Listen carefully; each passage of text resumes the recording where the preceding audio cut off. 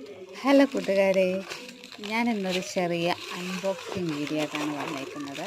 ഇത് ദീപാവലിക്ക് മേടിച്ച ഒരു ഡ്രസ്സാണ്. ഞാൻ ഇന്നാണ് അൺബോക്സിങ് ചെയ്യുന്നത്. ദീപാവലി ഓഫറിന് ഞാൻ ഫസ്റ്റ് ക്രൈയിൽ മോന് വേണ്ടി ഒരു ഡ്രസ്സ് ഓർഡർ ചെയ്തതാണ്.